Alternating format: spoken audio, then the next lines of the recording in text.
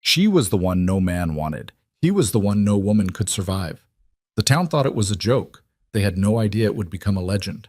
Every woman who tried to marry Rhett Calder ran within days. Then Blackstone Ridge ran out of options and ran out of women willing to try. So they offered him Mabel Hartwell, heavy, plain, and mocked by everyone in town. The whole valley laughed. They placed bets on how fast she'd break. What nobody counted on was this. Mabel Hartwell had never once in her life run from anything. And the mountain she was about to climb wasn't made of rock and snow. It was made of one cold, stubborn, terrifying man. If this story pulls you in, hit like and drop your city in the comments. I want to see how far this tale has traveled. Stay with me until the very end. The morning Mabel Hartwell arrived in Blackstone Ridge, she was already the subject of a dozen conversations she hadn't been invited to. She could hear them through the thin walls of the stagecoach depot. The low murmuring that passed between men leaning against posts, women standing in clusters near the dry goods store, the particular rhythm of talk that meant someone was being discussed and found lacking. She had spent enough of her 31 years on the receiving end of that rhythm to recognize it the way a sailor recognizes weather. "That's her, then," a woman's voice said. "Lord, they weren't wrong." "Doesn't look like she'll last the week," a man answered. "Calder'll take one look and send her back on the next coach." Mabel set her traveling bag down on the depot platform and adjusted the brim of her hat. The bag was heavy. She'd packed for practicality, not appearance. And she took a breath of the mountain air, which was clean and sharp and cold in a way that city air never quite managed. The peaks around Blackstone Ridge were still wearing their snow, even in the final weeks of September, and the valley below them was narrow and green and strikingly beautiful in the way that places with no patience for weakness often are. She was a large woman. She had always been a large woman, and at 31 she had stopped waiting for that fact to change. She was broad across the shoulders, heavy in the hips, with hands that were already calloused from years of managing a household after her mother's death. Hands that had wrung laundry and hauled water and kneaded bread and preserved everything that could be preserved through 3 hard winters in a row. Her face was round and plain and honest. She had eyes the color of good river mud, which she'd once heard described as an insult and had decided to take as a compliment instead, because river mud was what made things grow. She was not what anyone would call beautiful. She was, however, extremely good at figuring out what needed to be done and then doing it without making a production of the effort, which was a quality that received considerably less attention than beauty, but had, in her experience, considerably more practical application. The man from the land office, a thin fellow named Garrett Sims, who wore a coat 2 sizes too large and had the permanent expression of someone waiting for bad news, approached her with his hat already in his hands. "Miss Hartwell," he said, "welcome to Blackstone Ridge." "Mr. Sims." She'd been corresponding with him for 3 weeks. "Is he here?" Sims looked uncomfortable. "Mr. Calder doesn't come into town much." "I see." She picked up her bag. "Then I assume someone will take me to him." There was a pause in which Sims communicated, without words, that he had been hoping for some prior conversation, perhaps a warning, perhaps an opportunity to suggest she reconsider. And Mabel communicated, equally without words, that she had not come 400 miles to stand on a depot platform being considered. "Yes," Sims said finally. "Yes, I've arranged a wagon." The road up to Rhett Calder's property was not a road so much as a suggestion made by wagon wheels over several years of reluctant negotiation with the terrain. It climbed through pine forest that blocked the sky for long stretches, then broke into open meadow where the wind came off the peaks hard enough to lean against, then plunged back into timber that smelled of cold sap and elk. The driver, a young man named Cord, who appeared to have lost a bet, said almost nothing for the first hour.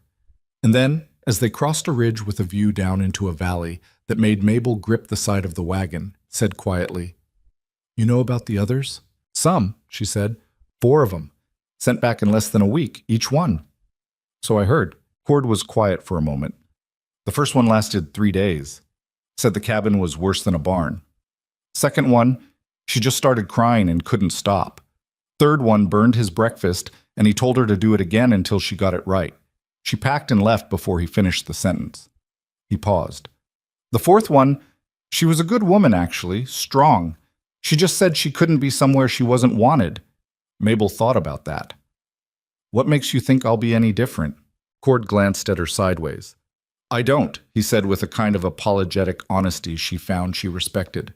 But you're the last one the Ridge could find who was willing to try. After this, I think he just stays up here alone for the rest of his life. And is that so terrible? For him? Another long pause. Probably not. For him. He shifted the reins. But there's things up here that need more than one person to manage. Winter's coming hard this year. Calder's good at surviving. He's about the best I've ever seen at surviving. But surviving and living aren't quite the same thing. He seemed embarrassed by having said something true. Anyway, they came around a bend in the track and the homestead appeared. It was not what Mabel would have called welcoming. The cabin was large, she'd give it that, larger than she'd expected, built from timber that had gone dark with age and weather, with a stone chimney that dominated one end and a porch that ran the full length of the front, the roof of which had partially collapsed under the weight of some past winter and been repaired with what appeared to be boards of 3 different lengths, nailed in whatever arrangement had presented itself. There was a barn that looked more solid than the house. There were corrals, there were wood piles. Several of them, serious wood piles, the kind that meant whoever built them understood cold in a very personal way. There was a vegetable garden that had clearly been productive but was now end-of-season ragged, the plants half dead and not yet cleared, the soil unturned for the next year. Standing on the porch, watching the wagon come up the track, was Rhett Calder. He was not what she'd expected either, though she couldn't have said exactly what she had expected. He was very tall, several inches above 6 feet, and built the way working men in hard country get built, which is differently than men who lift weights for the purpose of appearing large. His size was entirely functional, the product of decades of labor that asked genuinely difficult things of the body. He had a beard, dark going to gray, that had been trimmed at some point in the recent past, but not recently enough. His clothes were worn but not ragged. He had a face that would have been called handsome in different circumstances, strong jaw, deep-set eyes under heavy brows, but which at the moment wore an expression of such absolute unwelcome that it functioned almost as a physical barrier. He watched Cord pull the wagon to a stop. He did not move from the porch. He did not greet them. Mabel climbed down from the wagon without waiting for assistance. She had learned years ago that waiting for assistance was an exercise in prolonged embarrassment, and retrieved her bag from the wagon bed. She walked to the foot of the porch steps and looked up at him. He looked down at her. The silence lasted long enough to become its own kind of conversation. "Mr. Calder," she said. "Miss Hartwell."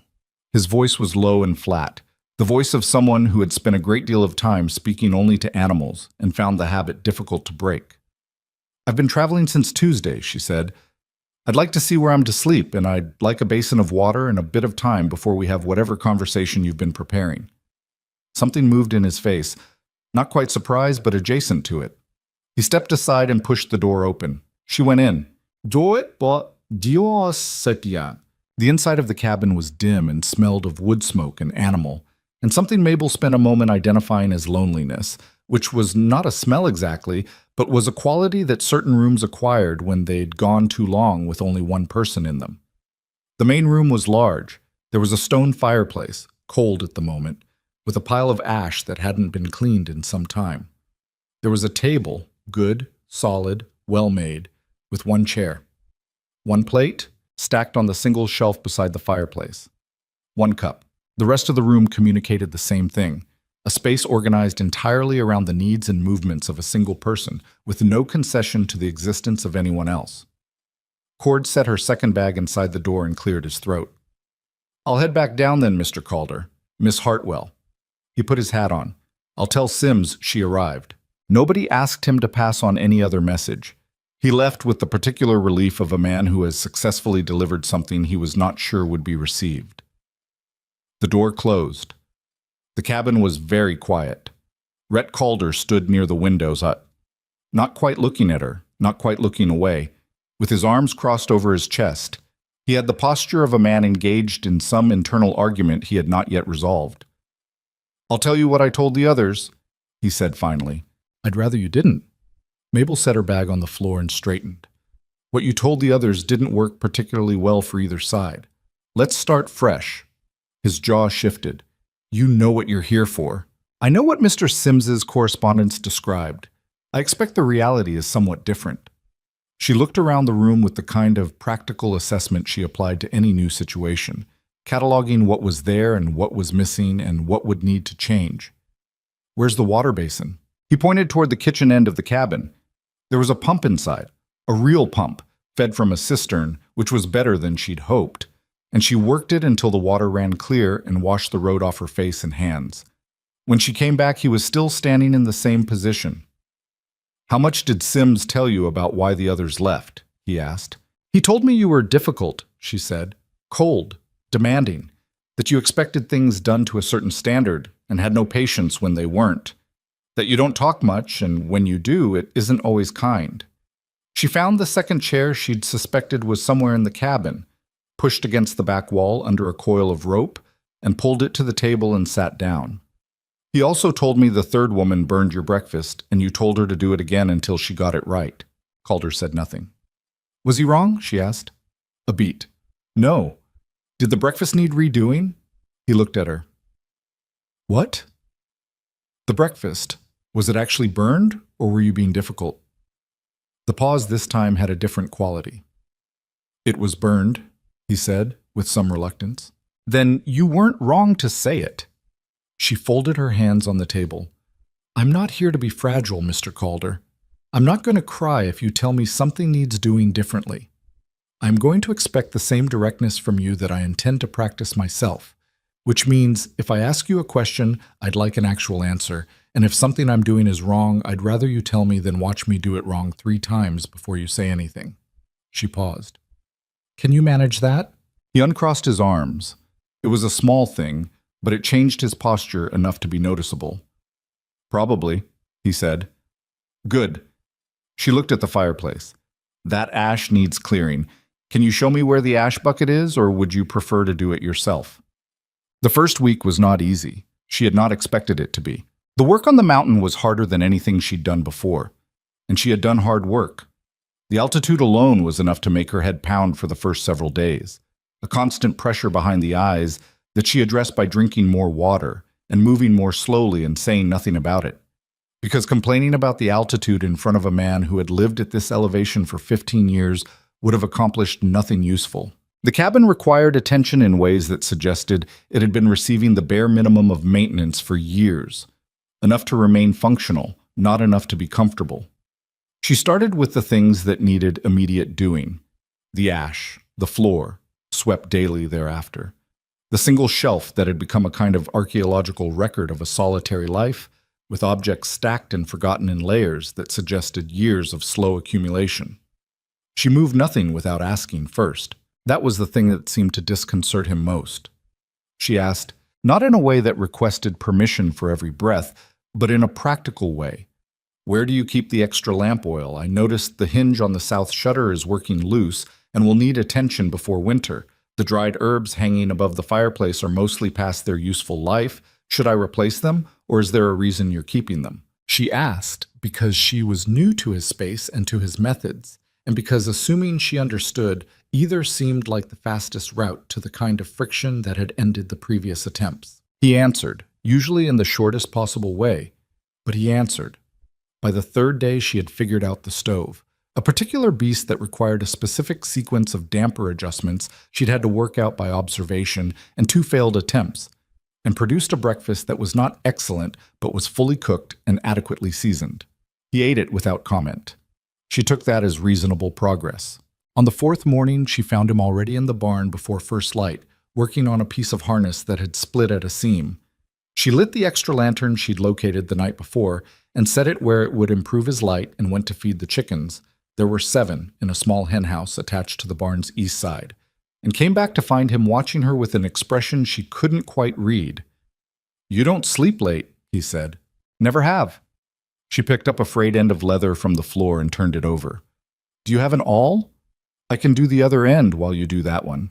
Another pause that had become familiar, in which he seemed to be deciding whether to trust some small additional thing. He pointed at the tool shelf. She found the awl and sat on the upturned crate across from him, and they worked on the harness together without speaking for the better part of an hour, which was the most companionable morning she had spent in some time. This was not warmth. She was clear-eyed about that. He was not warming to her, not yet, possibly not ever. But there was a functional tolerance developing, the kind that grew between people who were obligated to share a space and had both decided independently that open hostility was more expensive than practical cooperation. She found the rhythms of the homestead and slotted herself into them carefully, the way you work a new piece into an existing structure, testing the fit, adjusting, not forcing. She learned which of the two dogs would accept her immediately, the older one, a gray-muzzled hound named Wick, and which needed more time, the younger, a black and tan animal called Press, who watched her from a distance for several days before finally accepting a scrap from her hand with such caution that it nearly broke her heart. She learned that the two mules were managed differently from the single horse, a rangy roan named Dusk, and that Rhett had a way of talking to his animals that was entirely different from his way of talking to people, lower and almost gentle, which told her more about him than any conversation had managed. She learned the lay of the land. Not all of it. The property was large and the terrain was complex and winter was coming, but the immediate geography, the creek to the north that fed the cistern, the east-facing slope where the kitchen garden got its best sun, the outbuilding she'd initially taken for a second storage structure that turned out to be a smokehouse in need of significant repair. She mentioned the smokehouse on the 5th day, in passing, while they were eating supper. "The smokehouse is going to be a problem before winter," she said. "The roof seam on the south side has opened up. Rain will get in." He looked at her. "I know about the smokehouse. Have you got materials to repair it?" "Not yet." "What do you need?" He named it. Boards of a specific length, a bucket of pitch, tar paper. She noted it mentally. "When does cord come up next?"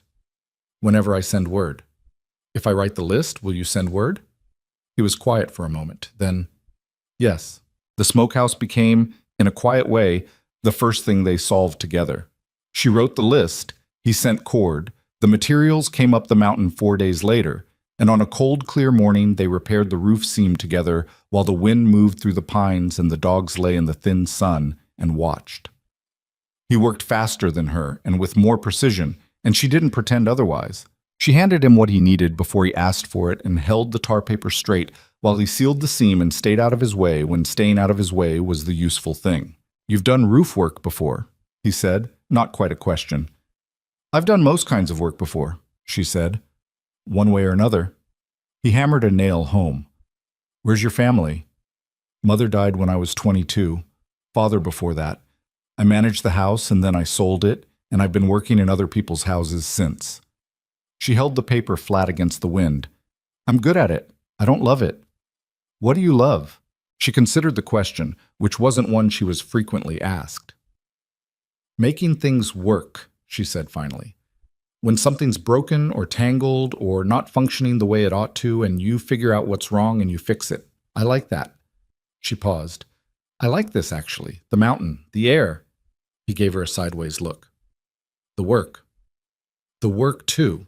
He went back to hammering. After a moment, he said, "The third woman. She wasn't weak. I want you to know that." The change of subject was unexpected enough that she took a moment to follow it. "I didn't think she was." "I did, at the time. Now I think she just—" He stopped, started again. "I think I made it impossible in ways I didn't understand I was making it impossible." The words came out like something dragged up from depth with visible effort. "I don't know how to have someone here. I never have." It was the most he'd said about himself in 5 days. She held the tar paper steady and looked at the mountains to the north and said, "You're managing." He made a sound that might have been a rough half-laugh. Might have been something else. "I'm managing," he agreed and went back to work. The first real test came in the second week.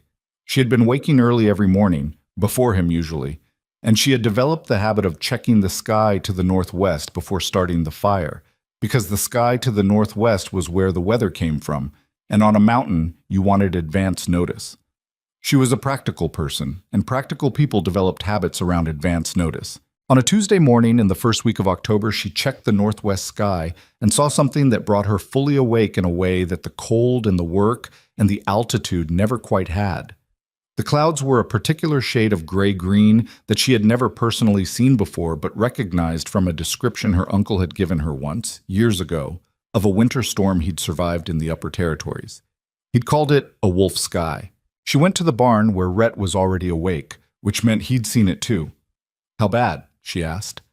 He was pulling a length of rope down from the wall, moving with the specific efficiency of a man who has run this particular preparation before. "Could be nothing. Could be 3 days." "What do we need to do?" He looked at her, a quick, assessing look that was different from the looks he'd been giving her all week. More direct. "Can you move the laying hens into the main barn? And the young mules need to come in. Dusk is fine where she is, she'll stand any weather, but the mules will get stupid in a hard blow and I need them functional after." "Yes." She was already moving. "What else?" "Anything loose in the yard needs securing or it goes in the barn. There's a tarpaulin on the south side of the woodpile. It needs staking down, not just weighted." He was knotting the rope as he talked, hands moving without looking. "Water? Fill every barrel we have before the temperature drops. The pump will freeze if it gets cold enough fast enough." "How cold?" "Cold enough." He pulled the knot tight. "The cellar hatch. There's a crossbar inside. If the wind gets bad enough to matter, it'll matter to that hatch. Make sure the crossbar's down." "I'll do the hatch first, then the water, then the birds and the mules." She went to the door and stopped. "Where will you be?" "South fence. There's a section that'll give way if the wind comes in from that direction, and I'll lose it." He hesitated. "This could get bad fast. If it does, if the weather changes faster than I think." "I'll get inside and stay there," she said. "I'm not going to do anything heroic." He looked at her again. "People say that," he said. "They don't always mean it." "I mean it," she said. "I have no interest in heroism. I have an interest in making sure that when the storm passes, everything that's supposed to be alive still is, and everything that's supposed to be standing still is." She pushed the door open into the rising wind. "Go fix your fence." She worked through the morning as the sky went from gray-green to simply gray, and then to a darkness that arrived 4 hours early. She moved the hens. They were unhappy about it and communicative on the subject, and brought the mules in, which took longer than she'd hoped because the younger mule had opinions about entering the barn at an unusual time and she had to negotiate them, speaking low and steady, until the animal decided she was not worth fighting. She filled every barrel she could find and filled the main cistern tank and staked the tarpaulin down with 6 stakes instead of 4 because the ground was rocky, and she did not trust 4 stakes in rocky ground in what was shaping up to be a significant wind event. She secured the cellar hatch. She brought in the drying herbs from the porch line. She found a stack of firewood in the lean-to that hadn't been moved to the main pile and moved it to the porch instead, under the roof, where it would stay dry regardless. Rhett came back from the south fence when the first real gusts hit. Actual gusts, not wind, but weather, the kind that made the cabin walls flex perceptibly. And he came into the main room and stopped and looked around. The fire was built up, the lamp was lit. The extra firewood she'd stacked was against the inside wall. On the table were the first 2 jars from the cellar that she'd judged most useful: dried beans, cured pork. She'd found a second pot she hadn't known about, and it was on the stove with water already beginning to warm. He stood in the doorway, dripping, looking at all of it. "Cellar hatch?" he asked. "Crossbars down." She turned from the stove. "Are you going to stand there letting the heat out, or are you going to close that door?" He closed it. The storm was 3 days, not the worst storm the mountain had seen. He told her that on the second day, without being asked, which she noted because it meant he was volunteering information, which was progress, but serious enough. The temperature dropped hard on the first night and didn't recover. The wind was sustained rather than gusty, which was in some ways worse because gust damage was dramatic and intermittent, but sustained wind was relentless and got into places that intermittent gusts never quite found. They were confined to the cabin and the barn, which were connected by a rope line he'd stretched as a guide on the first day. Another preparation she filed away as the kind of detail that separated people who had survived hard winters from people who thought they had. You could get disoriented in a whiteout between 2 structures 30 feet apart. The rope was a lifeline that turned a potentially fatal error into a nuisance. She slept in the main room. He slept in the single bedroom off the back. He'd offered it to her on the first night, and she'd declined, citing the fact that the main room had the fireplace, which was true and also meant neither of them had to navigate the particular awkwardness of proximity before they'd established anything more than functional tolerance. On the second day, with the storm settled in and nothing to do but maintain the fire and check the animals and wait, they talked. Not about anything large. Not at first. She told him about the house she'd managed for 3 years after her mother's death, the particular difficulties of negotiating with her mother's creditors, the satisfaction of finally closing out the estate with enough left over to keep herself going. He asked questions, or something close to questions, observations that had question-shaped spaces in them, which she learned to treat as questions and answer accordingly. He told her about the mountain in summer, which she would not see for months, the way the valley below filled with wildflowers in June, the elk herds that moved through the high meadows. He spoke about it with a directness he didn't use when talking about himself. The mountain got unguarded sentences in a way that people didn't. On the second night, she was the one who said something she hadn't entirely planned to say. "Why do you stay here?" she asked. The fire had burned down to coals. Outside, the wind moved in the timber with a sound like breathing. Alone, I mean. Before all of this, why didn't you want someone here? The question sat between them for long enough that she thought he wouldn't answer. "I was here with my father," he said finally. "Until I was 17. He was not easy. This was his place, and everything on it was his, and you knew it every day." He was looking at the coals. "When he died, I was glad. I've been ashamed of that for 20 years, and I've also never stopped being glad." He paused. "After that, I thought, I was fine alone. I knew how to be alone. I knew how to run this place and keep it going and not need anyone." Another pause, longer. "It's a lot of knowing that only works if you never test it against anything." She didn't say anything. "You test it," he said, "and then you figure out what it actually is." The fire settled. Outside, the storm ran its course through the timber. "What is it?" she asked quietly. He was quiet for a long time. "Stubbornness," he said at last. "Mostly just stubbornness with a story around it." By the end of the second week, she had reorganized the food stores. She did this carefully, over 3 days, asking questions first. What was he planning to use by what time? What was he preserving for the deep winter? What was he trading or selling in the spring? She built a picture of his system, which was not irrational, but which had inefficiencies in it. And then she made suggestions rather than changes.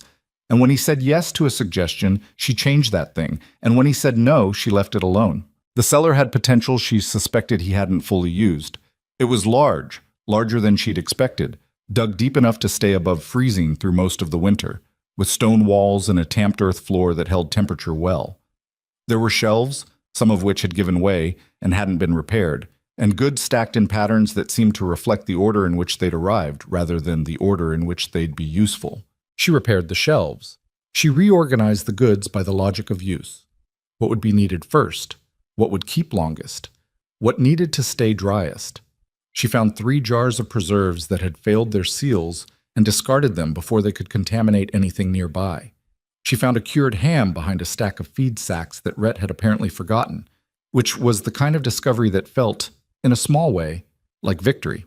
"How did you get through last winter?" she asked him, not accusingly, the evening she found the ham. He looked at the ham. "I thought I'd eaten it." "You apparently hadn't."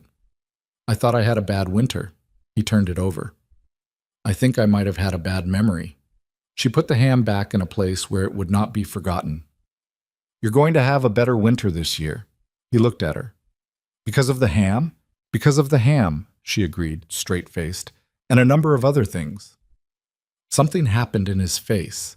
A slow, reluctant, entirely unaccustomed movement. Not quite a smile. More like the memory of one, surfacing after a very long time. "You're strange," he said, not unkindly. "I'm practical," she said. "People sometimes confuse the two." She went back to the cellar. Behind her, she heard something that might, in different circumstances with better acoustics, have qualified as a quiet laugh. The hunting dogs had been a project of their own. Wick, the old gray-muzzled hound, had accepted her in the first week, mostly through proximity and the offering of small food scraps at consistent times, which was the social currency that dogs of that generation understood best. He was getting old. She'd noticed the stiffness in his back legs, and had reached an age where new experiences were evaluated first for comfort and then for everything else. She passed his comfort evaluation easily enough. Press was different. Press was 3 years old and high-strung and had been trained. She could see the training in him, precise and somewhat inflexible, entirely by one person. He knew Rhett signals the way a musician knows a particular conductor: body language, specific words, the angle of a hand or a look. Anything that didn't match that learned vocabulary he treated as either irrelevant or suspect. She didn't try to override the vocabulary. She learned it instead. She watched how Rhett handled the dog, not intrusively, not constantly, just observantly. And she noted the words, the gestures, the particular tone of voice that preceded the commands. She'd always been good at observing, and she was patient by nature, which helped. After a week and a half, she began using the same vocabulary when Rhett wasn't present, not to command the dog into anything significant, but to establish that the vocabulary was portable, that it wasn't tied to one person exclusively. On a Wednesday morning in the third week, Press brought her a stick. It wasn't a command. It wasn't a task. He just appeared at the edge of the woodpile while she was splitting kindling and stood there with a stick in his mouth, looking at her. She took the stick and threw it. He brought it back. She threw it again. By the time Rhett came around from the barn, Press was sitting at her feet with the stick between his paws, his tail making a slow arc in the cold dust. Rhett stopped, looking at the dog, looked at her. His face did several things in quick succession. "That dog doesn't play," he said. "He's playing now." She picked up the kindling she'd split and stacked it. "He's been waiting for someone with time for it." Rhett watched the dog for a long moment. Press looked back at him with the serene expression of a dog who has resolved a question he didn't know he was asking. "Huh," Rhett said. He went into the barn. Press picked up the stick and dropped it on Mabel's boot. She threw it again. It was in the fourth week that she first heard the name Aldrin Voss. Cord had come up the mountain with supplies. It was getting harder. The track above the lower meadow was beginning to hold snow, and he'd stayed for the brief conversation that was customary while the supplies were unloaded. He'd brought the mail, such as it was, a surveyor's notice, and 2 letters that Mabel watched Rhett read standing at the porch rail. His expression didn't change, but his hands did. The grip on the letters tightened until his knuckles went pale. After Cord left, she waited. She'd learned that Rhett processed things at his own pace, and that asking before he was ready produced nothing useful. At supper, he put one of the letters on the table. "You should read this," he said. She picked it up. It was from the Blackstone Ridge Land Office. Not Sims, but someone above Sims, a name she didn't recognize at the top of the letterhead, and it was written in the careful, formal language of official correspondence that wanted to seem routine while conveying something that was not routine at all. The Valley lands, the letter explained, were being reviewed for title consolidation under a new regional development initiative. Property owners who could not demonstrate full legal clarity of title were encouraged to engage with representatives of the Voss Development and Land Syndicate at their earliest convenience. Representatives would be in the region within the month. "Title consolidation," she said. "That's what they're calling it." "What do they mean by full legal clarity of title?" Rhett pushed back from the table. "My father's deed was registered, but there was a fire in the county records office 12 years ago. Lost a lot of documents. My deed was one of them." He had his hands flat on the table, a gesture she'd come to recognize as how he contained himself when something had moved him toward anger. "I've been trying to get a replacement deed for 4 years. The county can't produce one because the original's gone." "Who holds the record now, for the county records?" "That's the question." His voice was flat. "The county recorder's office changed hands twice after the fire. The current man is—" He stopped. "He's Voss's man. That's what they're saying in town, that Sims put him in. Has anyone verified that?" "Sims is careful." He pulled the letter back. "Nobody can prove anything. They're just slowly making it impossible to hold land without going through Voss." She looked out the dark window at the mountain she'd been living on for less than a month, at the pines that stood black against the last of the sky, at the snow that had been settling and was not going to stop. She thought about the smokehouse they'd repaired together, the cellar she'd reorganized, the preserved food stacked and organized for a winter she was now planning to be here for. Who else is affected? She asked. Rhett looked at her. What? In the valley. Who else is in the same situation? Deed problems, title questions, that kind of thing. He named names. The Pelham family, 3 miles east. Old Hector Beaumont, who'd been on his land since before Rhett was born.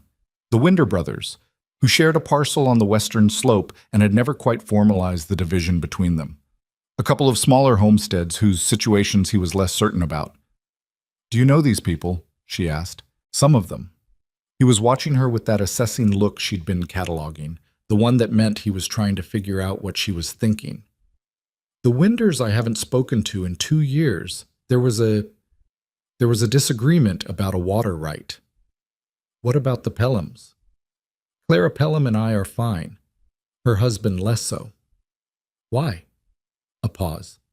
He thinks I frightened one of his horses 3 years ago. I didn't, but he thinks I did, and there's no talking him out of it.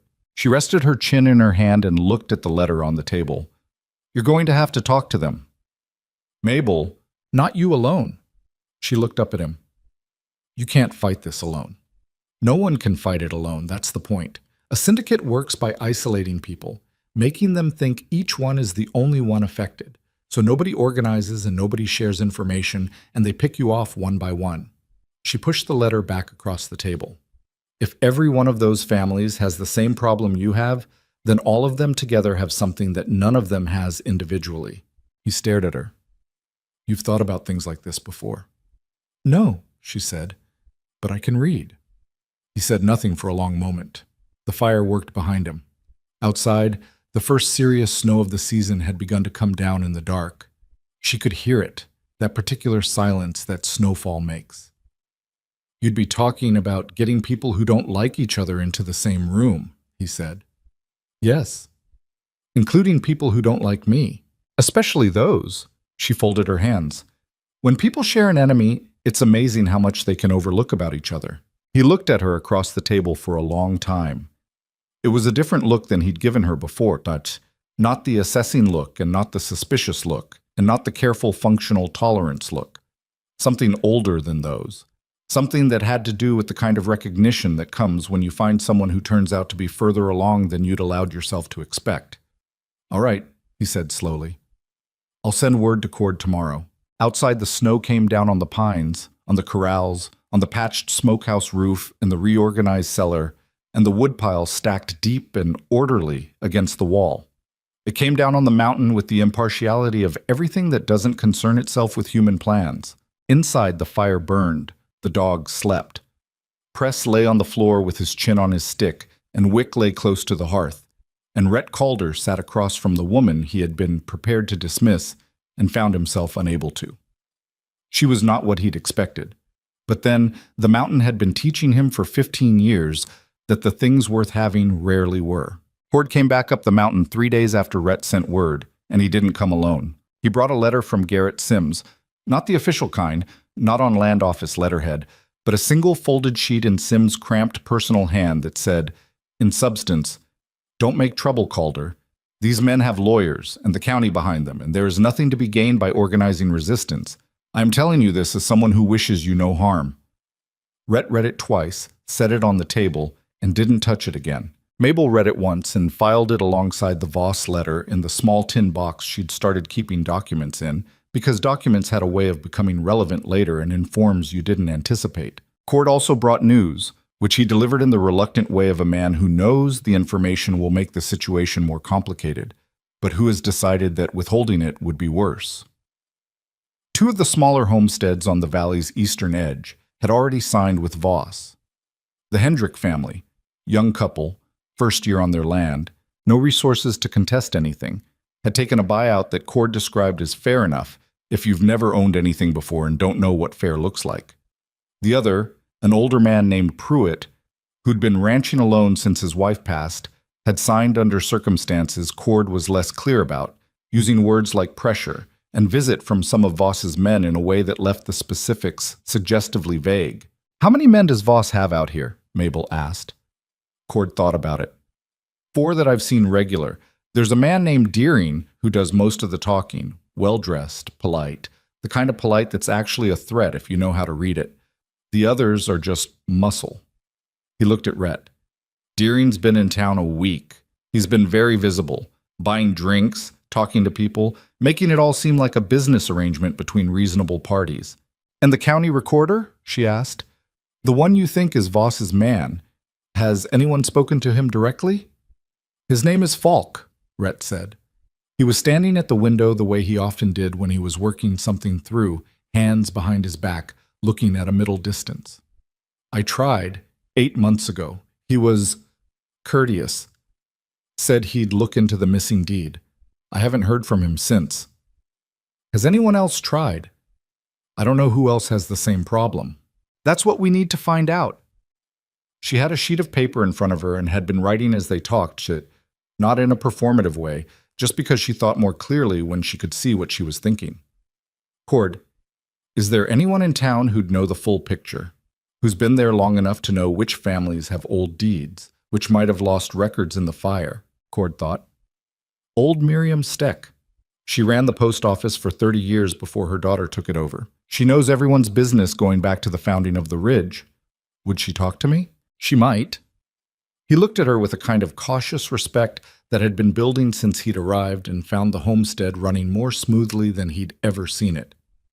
She doesn't talk to everyone, but she talks to women more than men, mostly because men in this town have a habit of telling her she doesn't know what she's talking about. Rhett turned from the window. You can't go down to town alone, the road's getting bad. Then come with me, she said. He opened his mouth, closed it. I don't go into town. I know. The last time I was in Blackstone Ridge was a year and a half ago, Cord told me. She folded her hands on the table. And I understand why you don't go. I'm not asking you to enjoy it or to make peace with everyone who's ever been an idiot about you. I'm asking you to come with me to speak to one old woman who might know which of your neighbors are about to lose their land. The silence stretched. Cord developed a sudden interest in the condition of his hat. Fine, Rhett said, in a tone that suggested the word had been extracted from him, like a splinter. They went down on a Thursday, when the sky was clear, and the road had frozen hard enough to hold the wagon without the mud-sucking that made the lower switchbacks miserable. Mabel wore her good coat, the dark wool one, not the heavy work canvas, and sat on the wagon bench beside Rhett, who wore the same clothes he always wore and communicated through his posture alone that he was tolerating this situation under protest. Blackstone Ridge in October was a town bracing itself. The false fronts on the main street's buildings had a raw, wind-scoured look, and the few people on the sidewalks moved with their heads down and their coats pulled. Several of them looked up when the wagon came down the main street. Several of those kept looking. They're staring, Mabel said. They always stare. Does it bother you? A pause. Used to. She watched a woman on the opposite side of the street stop walking and nudge her companion. The companion looked. They didn't look hostile exactly, more the way people looked at something they'd been told was one thing and were discovering might be another. Word travels fast up here. Word is the main industry, he said, always has been. Miriam Steck lived in a small house behind the post office that smelled of cedar and old paper, and the particular smell of a home that has been occupied by the same person for a very long time. She was 70 or close to it, small and dry and sharp-eyed, with the posture of a woman who had decided sometime in her 50s that she was done accommodating her spine to chairs that didn't fit her and had simply stopped slouching. She received Mabel in her front room and received Rhett with the composed neutrality of someone who had formed no opinion of him beyond the available evidence, which she was still gathering. Calder, she said. You look better than I'd expected. Ma'am, he said. That's not a compliment. It's a baseline. She turned to Mabel. Sit down, child. You've come a long way for a conversation, and I won't make you stand for it. Mabel sat. She explained what she wanted, carefully, without assuming the old woman's sympathy, laying it out the way you'd lay out a problem to someone whose intelligence you respected. Miriam listened with the stillness of someone who had spent 30 years behind a post office counter, developing the capacity to hear what was actually being said rather than what was being performed. When Mabel finished, Miriam was quiet for a moment. Then she said, "You're smarter than I was told you'd be." "What were you told?" A slight smile. That Calder had taken a plain large woman out of desperation and she'd probably last 3 weeks. She looked at Rhett. "Who told you to ask her to come here?" "I didn't," he said.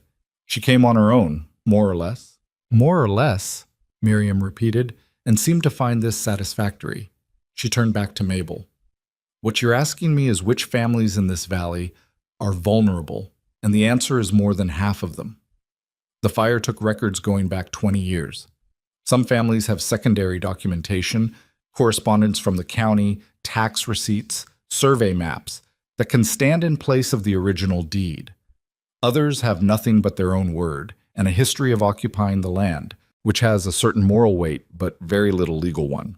"Would the families with secondary documentation be able to help the ones without?" Mabel asked. "As witnesses? As, I don't know the legal language, corroborating evidence," Miriam said. "Possibly. A good lawyer could build something from it. The problem is that Falk is controlling what gets filed and what gets lost between the filing and the official record. 2 families that I know of have submitted documentation in the last 6 months. Neither submission appears in the current record. The room was quiet. Outside, a wagon passed on the street." "He's destroying documents," Rhett said. It wasn't a question. "I can't prove it," Miriam said, "but things go into that office and they don't come back out, and they don't appear in the record. And Falk sends very polite letters explaining that the submitted materials were insufficient." She folded her hands in her lap. "Deering has been here a week. He'll be here another 2, maybe 3, making his offers. After that, I think the offers stop and something else starts." "Something else," Mabel said. "Men like Voss don't buy what they can take," Miriam said simply. "The offers are a formality. They're what lets Deering look at himself in the mirror." She stood, moving to the small desk in the corner and opening the top drawer. She produced a folded piece of paper and brought it back.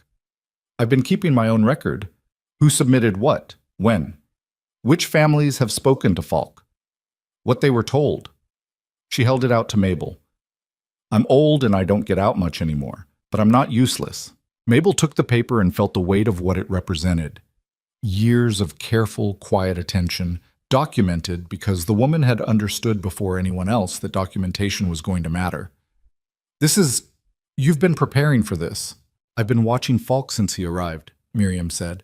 "That was 2 years ago. A man doesn't come to a small county recorder's office from a city practice unless someone is paying him more than the county is." She looked at Rhett. "Your missing deed was not an accident. Falk arrived 2 months after the fire. Think about that." Rhett's face had gone very still, the way it went when he was angry in a cold way rather than a hot one. "The fire," he said slowly. "You think the fire?" "I think fires in county records offices are not always accidents," Miriam said. "And I think I've been thinking it for 2 years and saying it to exactly no one, because saying it without proof only makes you sound like a fool." She sat back down. "Now I'm saying it to 2 people who might be in a position to do something about it." They met the Pelhams on the way out of town. Not by design. The Pelham's wagon was coming down the main street as Rhett and Mabel's was heading out, and there was a moment of mutual recognition that left nowhere comfortable to go except through. Warren Pelham was a compact, weathered man with a grudge he wore the way some men wore their good hats, carefully, with a certain pride. Clara Pelham was beside him, and she looked at Mabel with an expression that moved quickly from curiosity to something warmer. "Calder," Warren said, not warmly. "Pelham." Rhett's voice was neutral as stone. The wagons had stopped with maybe 6 feet between them. Warren had his jaw set in the way of a man who had rehearsed this encounter in various forms and was now determining which version fit the current circumstances. Clara was looking at Mabel. Mabel spoke first. "Mrs. Pelham, I'm Mabel Calder." She'd been using the name for 2 weeks now, carefully and without ceremony. "I wonder if we could speak for a few minutes."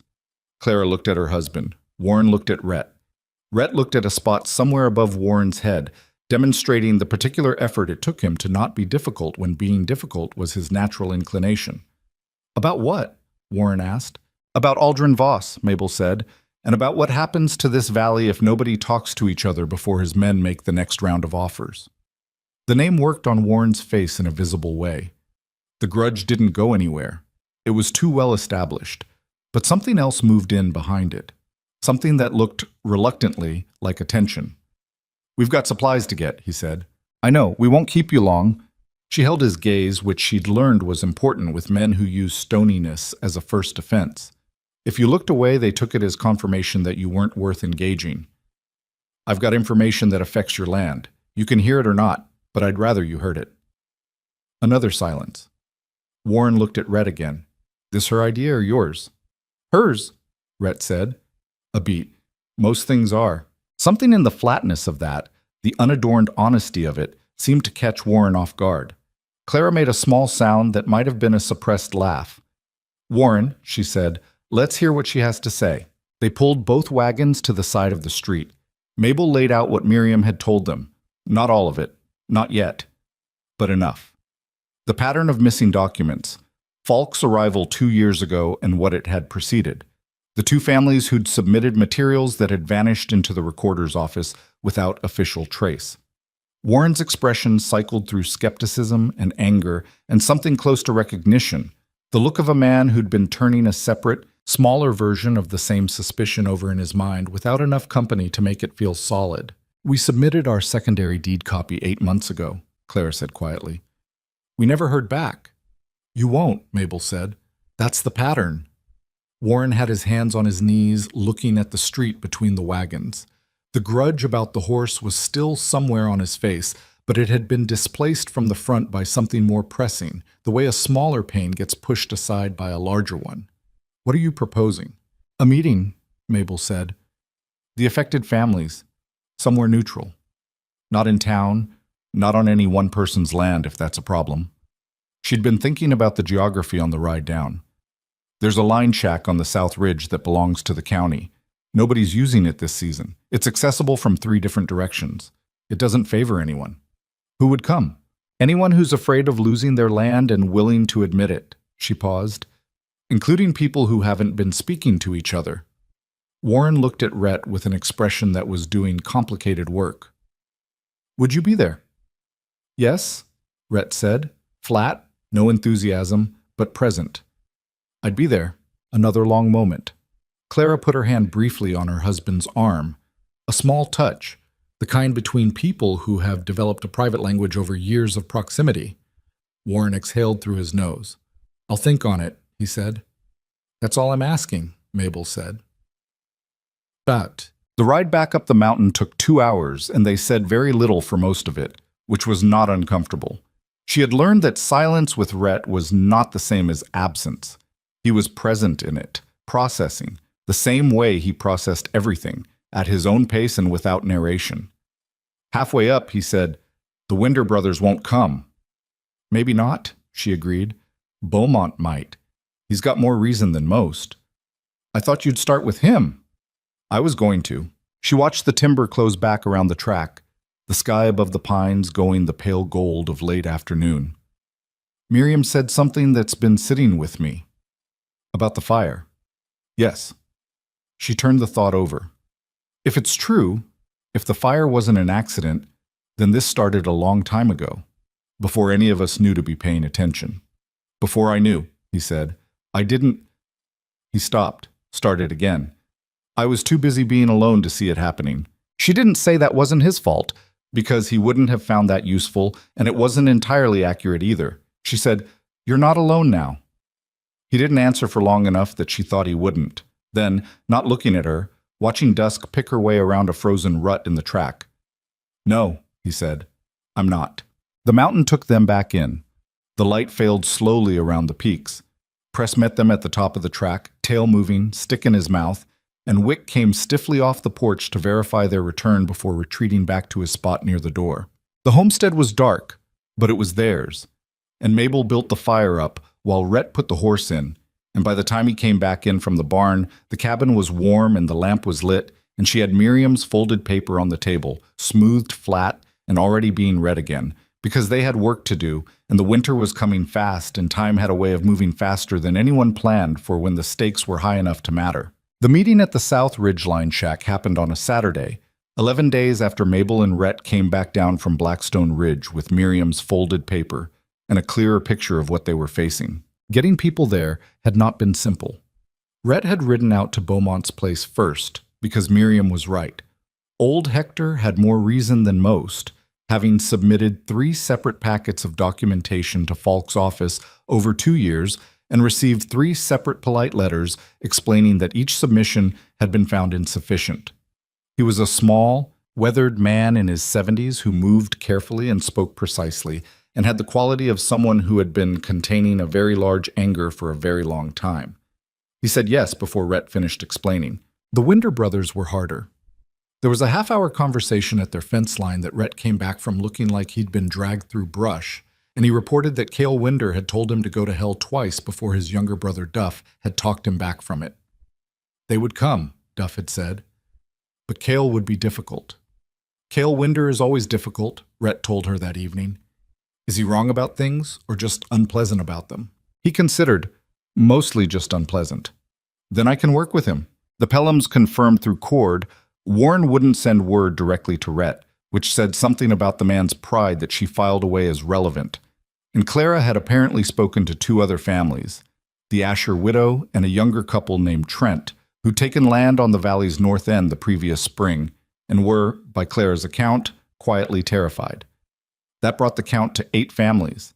Not everyone in the valley, but enough. Enough to be a different kind of problem than Voss was expecting. The line shack was cold and smelled of old smoke and rodents and the specific desolation of a structure that exists for emergencies and is therefore never comfortable. Mabel had sent blankets up with Cord 2 days before, and someone, she suspected Clara Pelham, had brought a pot of coffee that was still warm when people arrived. They came in 1s and 2s in the thin morning light of a November Saturday, and arranged themselves around the walls and the single rough table with the wariness of people who had agreed to be in the same room without quite agreeing to trust each other. Cale Winder was the last to arrive and confirmed, within 30 seconds of entering, that unpleasant was the right word. He was a lean man with a face like old rope and the conversational style of someone who had decided that directness was a virtue and had confused it with aggression. He looked at Rhett across the room and said, loud enough for everyone to hear, "You've got nerve asking me to come anywhere after the business with the East Water right." The room went the particular quality of quiet that happens when everyone simultaneously decides not to be the one who speaks next. Rhett opened his mouth. "Mr. Winder," Mabel said, before he could say whatever he'd been preparing to say, which probably would not have helped. "I'm going to ask you to sit down and hear what we know before you decide whether this was worth coming to. If after that you want to leave, I won't stop you. But right now you're taking up time that belongs to people who came a long way in the cold." Cale looked at her. Something moved through his expression, a recalibration, the automatic adjustment that some men made when they realized they'd been addressing the wrong person. "Who are you to tell me?" "Mabel Calder," she said, "and this meeting was my idea.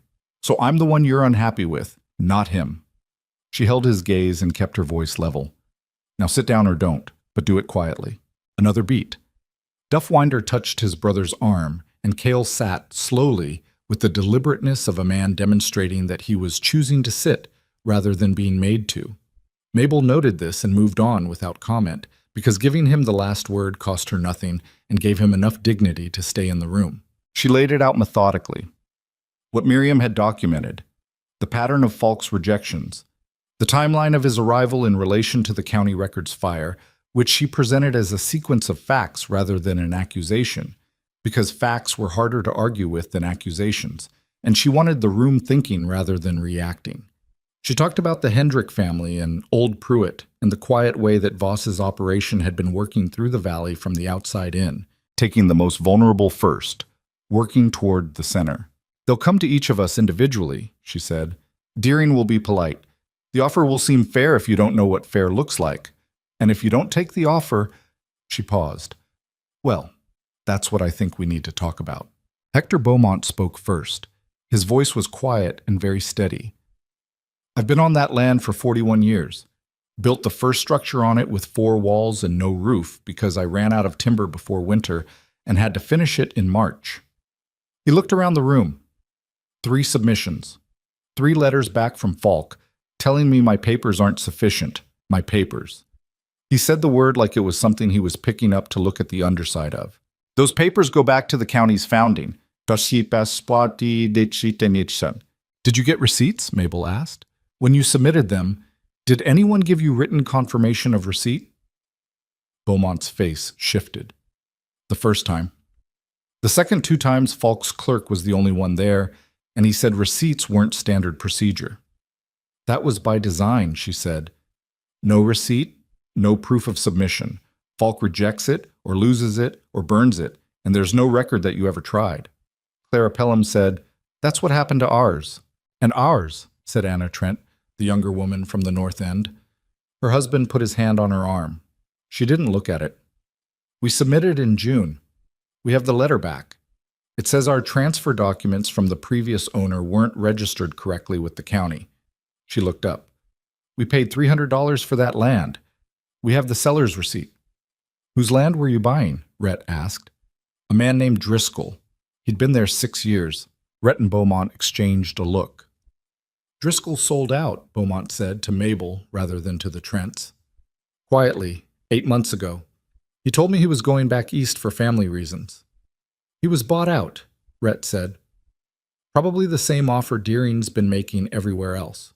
"And if the seller already sold to Voss," Mabel said slowly, thinking it through as she said it, "then the Trents are holding a receipt from someone who no longer has the right to sell, and Falk can reject the title claim on those grounds.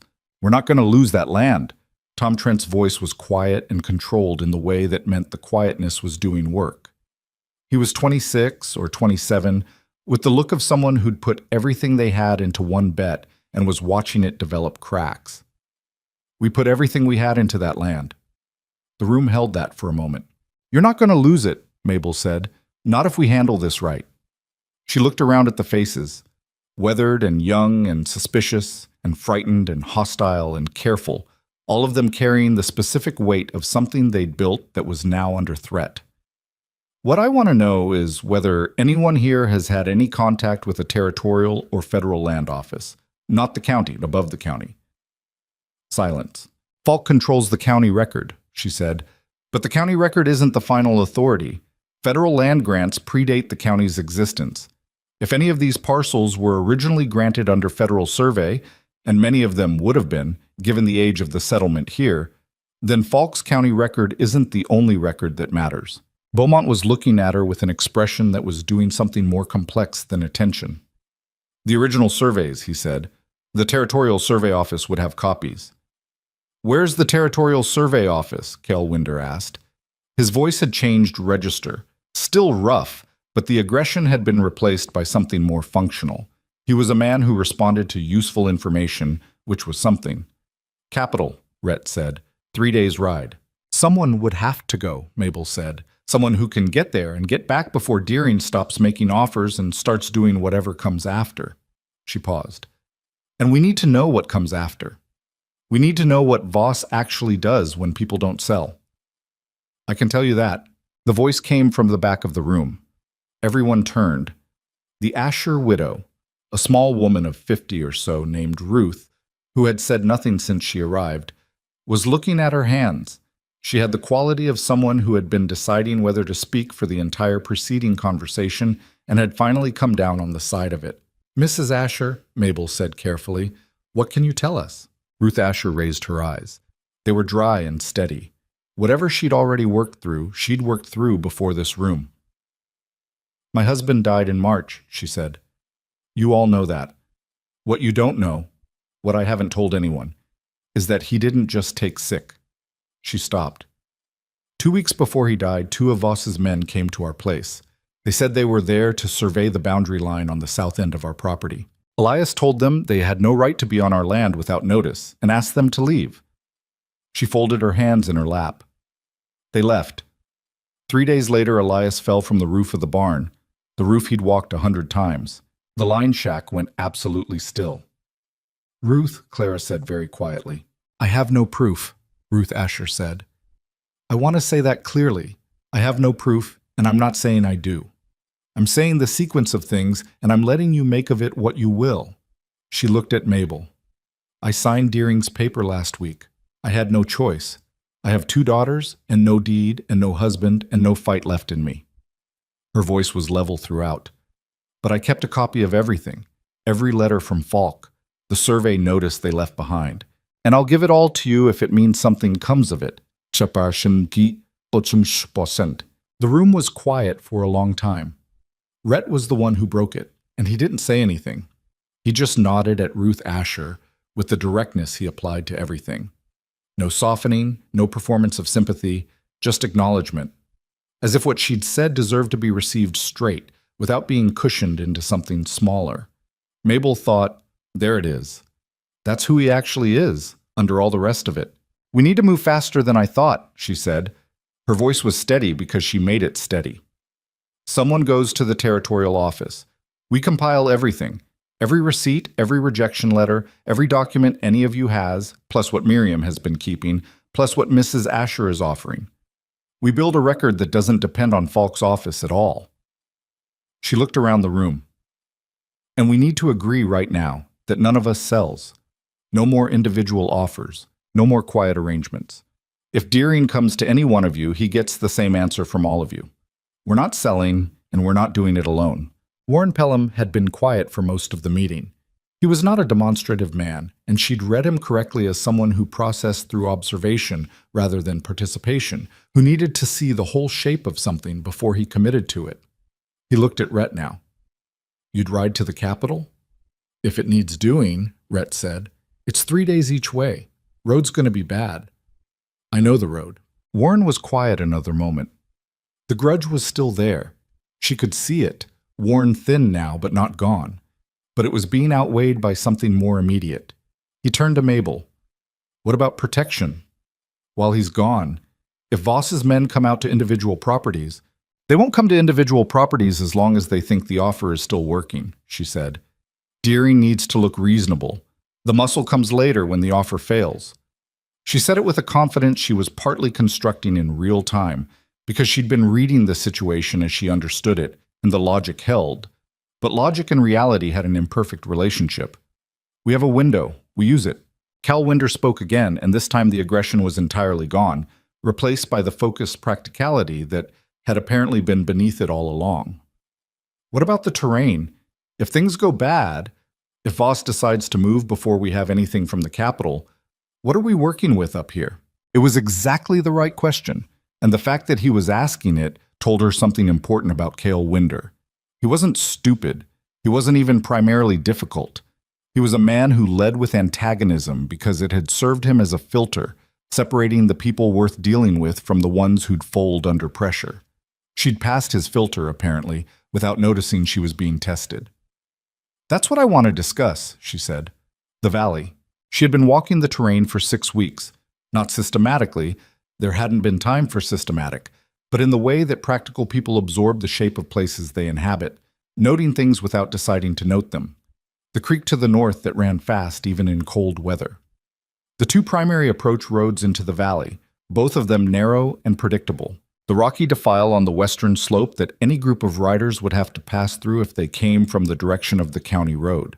The high ground above the south ridge that looked down across 3/4 of the valley floor. She'd been putting these things together for 2 weeks, since the night she'd read Miriam's document for the 3rd time, and understood that offering Deering a polite refusal was not going to be the end of it. She talked for 40 minutes. She drew a rough map on the back of one of the rejection letters with a piece of charcoal Beaumont produced from his coat pocket. She asked questions about which families had horses, which had men who could ride and shoot, what the Winder brothers knew about the western approach, what Beaumont knew about the defile, whether the Pelham's high pasture on the south ridge was accessible in heavy snow. She listened to the answers and adjusted and asked more questions. Rhett said almost nothing. He watched her work and occasionally contributed a piece of geographical knowledge. He knew this mountain better than anyone, and twice his corrections changed something important about what she'd mapped. But he didn't lead. He let her lead. She didn't know if he was conscious of that choice, but she felt it. By the end, something had shifted in the room. It wasn't unity. These people were too different and too long separated by grievances to become unified in a single morning. But there was a shared orientation now, all of them facing the same direction. It was enough. We meet again in 10 days, she said. Sooner if anything changes. She looked at Rhett. You leave for the capital tomorrow. He nodded. Mrs. Asher. Mabel turned to the small woman at the back. Ruth Asher looked up. Will you come stay at the homestead while he's gone? I'd rather not be alone up there, and I think you'd rather not be alone either. Ruth was quiet for a moment. Then, with the careful dignity of someone who is accepting help without diminishing herself in the accepting. Yes, she said. I think that would suit. What? Rhett left before dawn the next morning, and the quiet he left behind was a different kind than the quiet he'd brought to the homestead in the beginning. Mabel stood on the porch and watched dusk pick her way down the frozen track until the pines swallowed them, and then she went inside and put more wood on the fire and began writing. She wrote everything down. The meeting, the names, what each family had submitted to Falk's office, what they'd received back, what secondary documentation they possessed. Ruth Asher's account. Her own analysis of the approach routes and the terrain and the timeline as she understood it. She wrote it in the careful, precise way she'd written everything since she'd understood that documents were going to matter. And when she was done, she made a copy. One to keep in the tin box, one to send with cord to Miriam Steck, because Miriam's house was the one place in Blackstone Ridge that Mabel trusted to hold something safely. Ruth arrived mid-morning with a small bag and her two daughters, girls of 12 and 9, who looked at the mountain homestead and the dogs with the frank, uncomplicated interest of children who haven't yet learned to perform wariness. Press approached them with uncharacteristic boldness and allowed the younger one to put her hands on his ears, which was either a sign of the dog's evolution or evidence that Mabel had underestimated him entirely. Your husband built this place up, Ruth said, looking at the cabin and the barn and the repaired smokehouse and the woodpile that stood orderly and deep against the coming winter. We've both been working on it, Mabel said. Ruth looked at her sideways. You've been here 6 weeks. I work quickly. The older woman smiled, a small, private smile that acknowledged something without naming it. Rhett called her, she said. People in this valley have been afraid of him for 15 years. I know. Are you? Mabel thought about it honestly because Ruth Asher was a woman who deserved honest answers. Not anymore, she said. I was, a little, at the beginning. He's very large and very quiet and very certain of things, and certain men used it the same way Cale Winder uses anger, as a first wall, to keep people from getting close enough to cost them anything. She watched Press run the younger girl in a wide circle around the yard, the stick forgotten in favor of something better. But he's not that wall. He's what's behind it. Ruth was quiet for a moment. My Elias was like that, she said. Took me 2 years to figure it out. I had 6 weeks, Mabel said. I had to work faster. Ruth laughed, a real laugh, short and unexpected, the laugh of someone surprised back into themselves after a long time of holding still. She covered her mouth and then didn't let it be what it was. Come inside, Mabel said. I'll show you where things are. 3 days later, Cord came up the mountain with a message that changed the timeline entirely. Deering had left Blackstone Ridge 2 days ahead of schedule. Nobody knew where he'd gone, and Falk's office had been broken into overnight, the lock forced, the filing cabinets opened, papers scattered. Nothing appeared to be missing, or rather, nothing that was still there was missing. Mabel read the message twice. Outside the window, the sky to the northwest had gone the color of old iron, and the first serious snow of November was already beginning to move down through the upper timber toward the valley floor. Cord's message had been written in a hurry. She could tell from the way the letters leaned, from the places where the pencil had pressed harder than intended. She read it a third time and then set it on the table and stood at the window looking at the sky, which was telling her things she didn't want to hear. Deering leaving early meant the offer phase was over. Men like that didn't abandon a position. They escalated from it. He hadn't gone back to report failure. He'd gone to get what came next. The break-in at Falk's office was the part that bothered her most, and not for the obvious reason. Nothing missing meant they'd taken what they needed before the break-in. The break-in was theater, staged to look like an outside job, to muddy whatever trail existed between Falk and Voss. Someone was cleaning something up. That meant someone was preparing for a different kind of exposure. Ruth came in from the back room where the girls were settled and read Mabel's face before she read the message. How bad? Bad enough. Mabel folded the paper. Rhett's been gone 3 days. He's probably a day out from the capital by now, Even if he gets what we need and turns around immediately, he won't be back before they come. No. Ruth sat down at the table. She'd been doing that more, sitting at the table, being present in the kitchen, occupying the space the way a person occupies a space rather than the way a guest does. Grief, Mabel had observed, had two phases. The phase where people made themselves small so the grief could be large, and the phase where they started taking up space again. Ruth was in the second phase, and it was fragile, but it was real. What do you need to do? I need to get word to everyone. The timeline's moved. Cord? He'll be halfway down the mountain by now. I need someone who can ride. She was thinking through the geography. Who was closest to whom? Which family could reach which other family fastest? The mental map she'd been building for weeks was suddenly not abstract anymore. Mrs. Asher, can either of your daughters ride? Ruth blinked. Then, with the pragmatic speed of a woman who had raised practical children, Vera can. She's 12. She's been riding since she was 6. Would you let her? A pause that was real. A mother's pause, not a performative one. Who to? The Pelhams. They're the closest to 3 other families. If Clara gets the message, she can fan it out faster than anyone riding from here. Mabel was already writing as she talked, the same tight, careful hand she'd been using on every document for 6 weeks. Warren can ride to the Winders, Clara to the Trents, and Beaumont. What's the message? She wrote it and read it back aloud. Deering has left town early. Expect movement within the week, possibly sooner. Do not be alone. Do not let anyone onto your property without witness. Meet at South Ridge Shack in 2 days regardless of weather. Bring what you have. Ruth took the paper and read it herself. Looked up. 2 days is fast. 2 days is what we have. Mabel sealed the paper and handed it across. Tell Vera the Pelham place, South Fork Trail. Stay on the trail. Don't stop for anyone she doesn't know. Ruth took the paper and went. Mabel heard her talking to the girl in the back room, low and clear, and without excessive alarm, the voice of a mother calibrating how much truth was useful.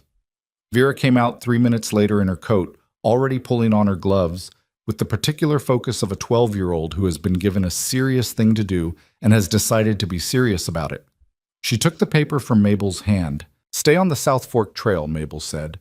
Don't cut through the high meadow, even if it looks faster. The snow's been moving down. I know, Vera said, with the mild impatience of the young toward the cautious, and went out. Mabel stood at the window and watched her take the smaller of Ruth's horses out of the corral and head down through the timber, and then she went back to the table and looked at the map she'd been refining for 3 weeks. The one drawn on the back of Falk's rejection letter, corrected twice with Rhett's additions, now covered in annotations in 3 different hands from the meeting at the line shack. The Western Defile. That was the key. She'd been thinking about it since Cale Winder asked his question. Anyone coming in force from the county road had one practical route into the valley's heart, through the narrow rocky gap on the western slope, where the creek bent north, and the walls came down on both sides to maybe 40 feet of passable ground.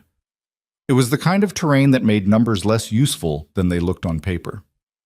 10 men through a 40-foot gap were still 10 men through a 40-foot gap, regardless of how many they were on the open ground before it. She'd walked it twice. The second time, she'd walked it slowly. The gap had a natural shelf on the north wall, 8 feet up, accessible from the backside of the ridge by a path that was difficult but not impossible. The shelf was wide enough for 3 people lying flat. Below it, on the valley floor, the creek made a sharp bend around a cluster of boulders that would force riders to slow and bunch. The boulders were large enough to serve as cover. The south wall had its own features, a series of ledges, lower, more exposed, but useful if you weren't trying to hide. She'd been measuring it in her head for days against the resources she knew they had. Not soldiers, not professional fighters.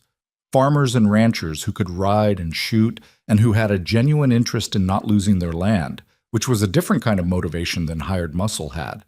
Hired muscle was professional, but it went home. These people had nowhere else to go. By the time she stopped working, the problem it was past dark, and the fire had burned low, and both dogs were asleep at her feet, which she hadn't noticed happening. She put more wood on and made herself eat something and then went to check the animals because the temperature had dropped hard in the last hour, and the younger mule had a tendency to stop eating when it got cold fast, which was a problem. The mule was fine. She stood in the barn for a few minutes in the dark, and the warmth of the animals and let herself feel how tired she was, which she'd been not doing during daylight hours because there wasn't time for it, and because Ruth and the girls were watching her without appearing to watch her, calibrating their own level of alarm against hers. She missed Rhett.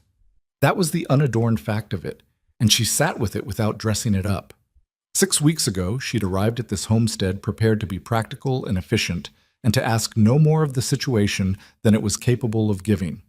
She had not prepared for the specific quality of his presence, the particular gravity of someone who moved through the world in a straight line and didn't apologize for taking up space. The homestead felt different without him, not unmanageable, just different. She went back inside and went to sleep. The meeting at the South Ridge shack 2 days later was nothing like the first one. The first meeting had been careful, people testing each other's weight, deciding how much to trust. This one had no room for careful. Vera had reached the Pelhams. Clara had reached the others. They came through a thin early snow that had started the night before and hadn't stopped, and they came faster than she'd expected, which told her the message had done what she needed it to do. Cale Winder arrived before she did and had a fire going in the shack's small iron stove by the time everyone else filed in, which she noted without comment. The gesture said something he probably hadn't intended to say. She spread the map on the table. No preamble, no recap. She pointed at the western defile and said, "This is where we stop them." And then she explained it. She laid out the positions, who went where, based on what she knew of each family's capacities. Beaumont was a former hunter. She put him on the north shelf with Duff Wender, who was steady and who listened to instructions. Cale and Warren Pelham on the valley floor behind the boulders. Neither of them would tolerate being placed under the other's authority, so she put them side by side and implied they were equally responsible, which was only mostly a manipulation. Tom Trent and young Chet Asher, Ruth's older nephew who'd come down from the north end when he'd heard, she put them on the south ledges with the explicit instruction that they were not to engage first, only to be visible enough to confirm that the position was held. "Visible," Cale said. "You mean you want them to see us?" "Some of them," she said. "I want the men going through the defile to understand they're in a contained space with people above them. That's different from being shot at. That's being given a choice." She looked around the room. "We're not starting a war, we're demonstrating a situation." "What if they don't respond to demonstrations?" Warren asked. "Then it becomes something else," she said. "But I want to give them the chance to make the right decision before it does." The room was quiet. Ruth Asher was standing near the back wall. Her nephew had his arm against hers, not touching, just near. "Where will you be?" Clara asked. "At the mouth of the defile," Mabel said. "On the valley side, with whoever is coming to talk." "Deering doesn't talk after the offer phase," Cale said. "I told you that. I know this kind of operation." "I know," she said. "But whoever's leading the enforcement team will have orders, and orders have limits. If he can see that taking this valley is going to cost more than Voss budgeted for, in men, in time, in public exposure, he may decide the mission isn't worth executing." She paused. "Men like Deering give orders. The men who carry them out are making practical decisions. And if they're not practical," Warren again, "then Rhett holds the front, and the men on the shelf and the boulders make the defile unusable." She said it simply, without drama, because drama would have made it sound less real. The simplicity worked. She watched it land on each face in the room, the specific gravity of a plan that has been thought through rather than felt through. "Rhett's not here," Tom Trent said, carefully, not accusingly. "He'll be back," she said. "You're sure?" She was not sure. She had no way to be sure. The road between here and the capital was 4 days round trip in good conditions, and the conditions were not good. He'd left 5 days ago. He should be returning now, today or tomorrow, but should was a word that had nothing to do with mountain roads in November. "I'm counting on it," she said, which was honest in a way that sure wasn't. Trent nodded slowly. That was enough. He came back on the 6th day, late afternoon, when the light was already failing and the snow had been falling intermittently since morning. Mabel was on the porch when she heard dusk on the lower track. She'd learned the horse's footfall well enough to know it from others, and she stood at the rail and watched the tree line until the roan came out of the pines with Rhett on her, both of them coated in trail dust and snow and the particular worn quality of a long road completed. He looked at her from the saddle. She looked at him. His face was harder than when he'd left, the way faces got when something had gone not quite as hoped, and the body had been pushing through cold for days. "Did you get it?" she asked. "Some of it." He dismounted. His movements were stiff. 5 days hard riding on mountain roads in November. He reached into his coat and produced a leather wallet, thick with papers. Federal survey records. The original township grant goes back 40 years. All the parcels in this valley are listed by name of first occupant. He handed it to her. "Including Beaumont, including mine. Not the Trents." "No. Their parcel was Driscoll's original claim. Driscoll's name is there, not theirs. But Driscoll sold to Voss." "He did." A pause. "I found Driscoll." She looked up from the wallet. "He's at a boarding house in the capital. He didn't go back east. He's been staying quiet. I think he's frightened." Rhett took Dusk's reins and started walking toward the barn. Mabel fell in beside him. "He talked to me. Took a while, but he talked. He said Voss's men came to his place 3 nights in a row before he signed. Didn't threaten him directly. Just showed up. Stood in the yard and looked at the house. That's enough of a threat. He knows that." Rhett stopped at the barn door. "He said he'd sign an affidavit. Witnessed, notarized, the whole thing. He knows a man at the Capitol who does notary work." He looked at the wallet in her hands. "I paid for it, $50. I didn't have $50 to spare. We'll work that out later." "I know we will. I'm just telling you." She looked at him in the fading light, the road dirt on his face and the stiffness in his shoulders, and the way he was holding himself that meant he was hurting somewhere and wasn't going to say it. "Come inside when you've got her settled. Ruth made something this morning that's still on the stove." He nodded and went into the barn, and she went back to the cabin and put the leather wallet in the tin box beside everything else. Miriam's record, Ruth's documents, the rejection letters, the map, and felt the box's weight, which had grown steadily over 6 weeks, and which now contained something that had not existed before any of this. The shape of what Voss had done, assembled from fragments and testimony and careful attention, fitted together into something that held. She was at the stove when Rhett came in. He sat at the table without taking his coat off first, which meant he was more tired than he was showing, and she set a bowl in front of him and sat across. Ruth's girls were in the back room, quieter than usual.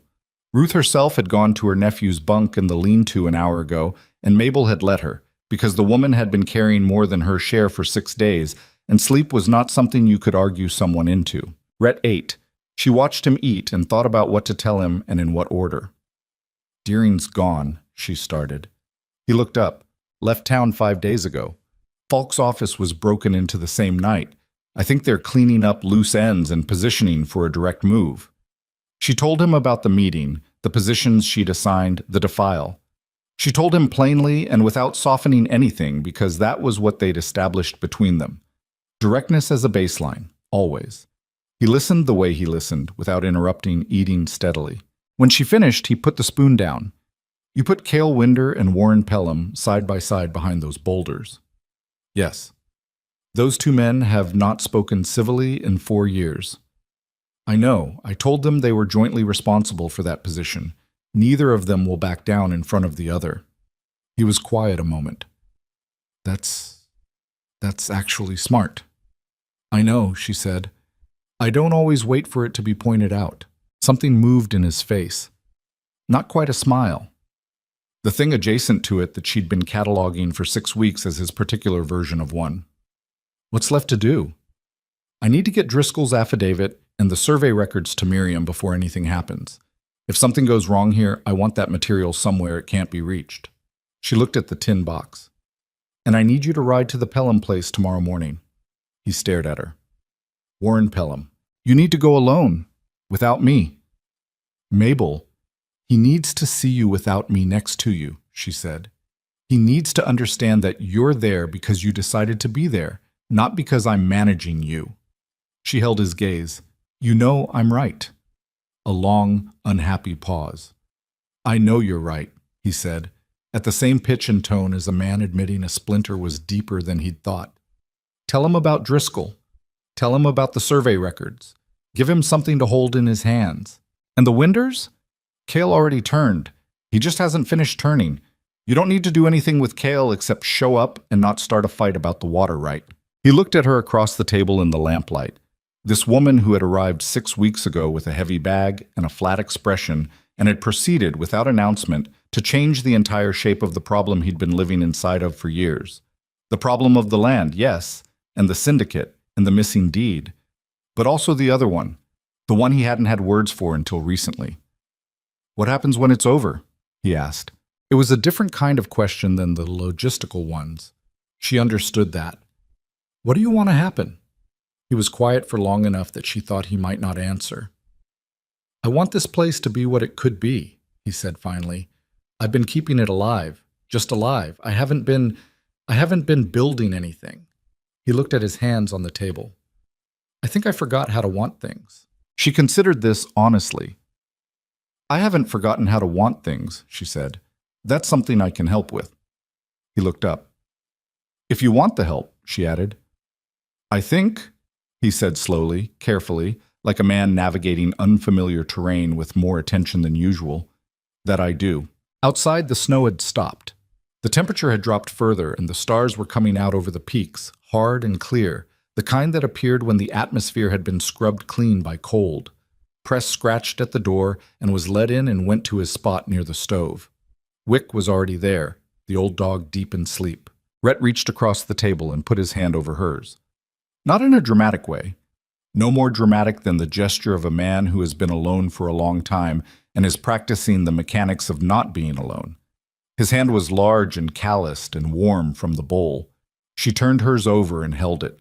They sat that way in the quiet of the cabin for a while, the lamp burning between them, the tin box on the shelf with everything they'd built in it, the map on the table with its positions marked and its calculations complete, the mountain holding the cold outside its walls. 2 days later, in the early hours before dawn, Press came off his spot near the stove and stood at the door and growled, low and sustained and entirely certain. And Mabel was awake before the sound finished, already reaching for her boots. They were coming. Press didn't stop growling. That was the thing that told her it was real. The dog had a range of alerts.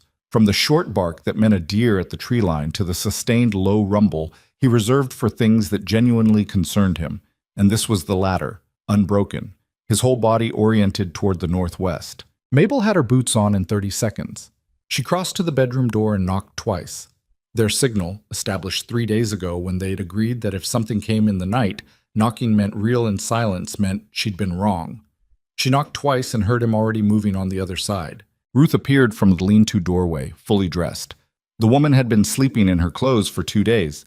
Her face was composed in the way of someone who has already worked through the worst version of events and is now simply waiting to see which version arrives. "Get the girls into the cellar," Mabel said quietly. "The crossbar's on the inside. Don't open it for anyone but me or Rhett." "I know," Ruth said. "We talked about this." "I know we did. I'm saying it again." Ruth went. Rhett came out of the bedroom pulling his coat on, rifle already in hand.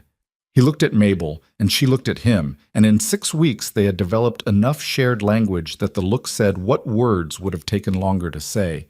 "This is it. We're as ready as we're going to be. Let's not waste what we built." "How many, do you think?" she asked. "Press doesn't graduate his alarm much. Could be 4, could be 12. He went to the window and looked out at the dark. The snow had stopped 2 nights ago, and the ground was hard and white and gave back enough starlight to see shapes at distance. "They're not at the tree line yet, or he'd be louder." "They'll come to the homestead first," she said, "to control this position before they move into the valley." "That's what I'd do. Then we don't give it to them." She picked up the second rifle. She'd been shooting since she was 15, not expertly, but adequately. And the tin box from the shelf, because the documents went with her, everywhere, always. "Is your horse ready?" "I saddled her before I slept." She'd done the same with the smaller horse she'd been using, the one from Ruth's string that had become hers by gradual mutual agreement. They went out the back, through the kitchen door, and crossed the frozen ground to the barn in the dark without a lamp, because light would tell them where to look. Press came with her, silent now, which meant whatever was out there was still far enough that silence was the right response. She got the horse out and mounted. Rhett was already up on dusk. They looked at each other in the darkness of the barn's open door. "I'll ride to Beaumont," he said. "He's the farthest. He needs the most time." "Go fast." She adjusted the tin box in the saddlebag. Don't take the main track. I know every other way there is. I know you do. He looked at her for another moment. That same look from the cabin table, the one he'd been practicing. Be careful. You too. She meant it with everything she had and kept her voice even anyway, because now was not the time for anything that would make either of them slower. Go. He went north through the timber. She turned east toward the defile, toward the positions she'd placed people in 3 days ago when they'd all come back to the line shack for a final meeting and rehearsed the plan until everyone knew their role and their fallback and what to do if the fallback failed. She rode through the dark and the cold with Press running alongside her and the tin box against her ribs, and the particular focus that comes when everything you've been working towards stops being theoretical. The defile at dawn was a different place than the defile in daylight. The walls came up black against the sky, and the creek was loud in the cold air, and the boulders at the bend threw long shadows that made the ground between them uncertain. Mabel tied her horse behind the rock formation, on the valley side, out of sight, accessible, and took her position at the mouth where the gap opened into the valley floor. She could see back through the defile from here. She could also see, if she turned, the wide bowl of the valley spread behind her, the homesteads dotting the slopes, the thread of wood smoke from the Pelham chimney a half-mile east. Beaumont and Duff Winder would be on the north shelf. She couldn't see them, and she wasn't supposed to be able to. Cale and Warren would be behind the boulders at the creek bend, 30 yards into the gap. She couldn't see them either. Tom Trent and Chet Asher on the south ledges. Those positions were more exposed, visible from inside the defile. That was the point. She stood and waited in the cold and the dark and thought about the nature of plans, which was that they were constructions you built in one set of conditions and then watched get tested by different conditions entirely. And the quality of a plan was not whether it survived contact intact, but whether it gave you enough structure to improvise from when it didn't. She heard them before she saw them. Horses. More than 4, fewer than 12. She counted by sound. 7, she thought, possibly 8. They were on the county road, coming down off the ridge, which meant they'd come in the night and made good time. Professional, organized. Not the ad hoc muscle of men who'd been handed a job at the last minute. Light was coming up behind the eastern peaks, the dark bleeding slowly toward gray. The first rider appeared at the far end of the defile. He stopped when he saw her. She was standing in the open, alone, at the valley mouth of the gap. No weapon visible. She'd left the rifle with the horse. She'd made that choice deliberately, because a woman standing alone and unarmed in the middle of a defile communicated something that a woman with a rifle did not. And what it communicated was, I am not afraid of you, and there is a reason I'm not afraid of you. The rider said something to the men behind him. 2 more moved up alongside. The man in the center was not Deering. Deering was gone, back to wherever Voss ran his operations. But he had the same quality that Cord had described. Well-dressed for field work, organized, the kind of professional who'd done this kind of job before, and approached it without personal investment.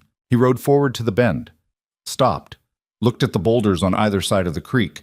He'd seen men come in behind cover before, and he was reading the terrain with the automatic assessment of someone trained to read it.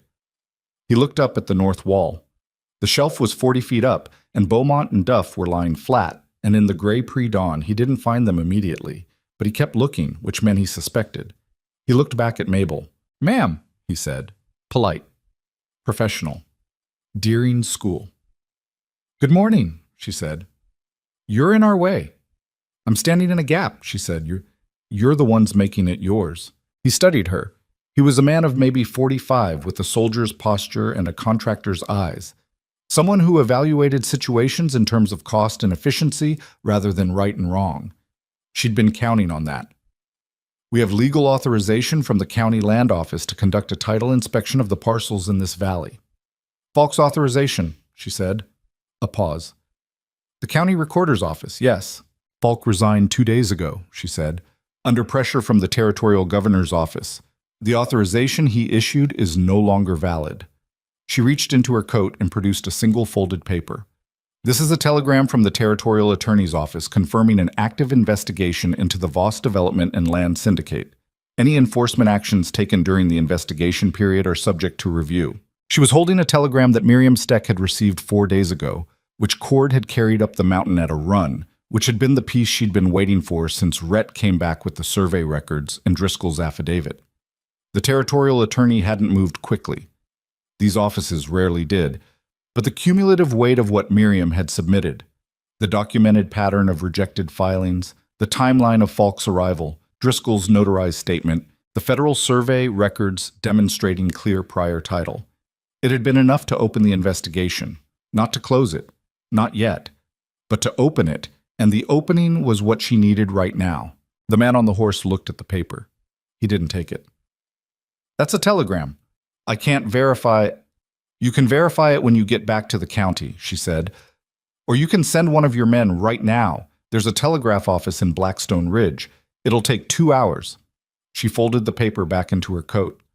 "In the meantime, you're in a narrow defile with men above you and men at your flank, and the legal footing of your operation just changed in a material way." He looked up at the north wall again.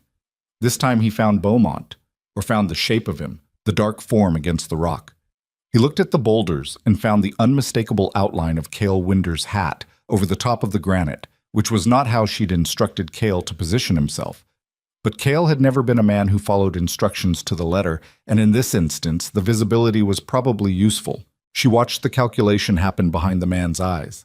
She'd been watching calculations happen behind men's eyes her whole life.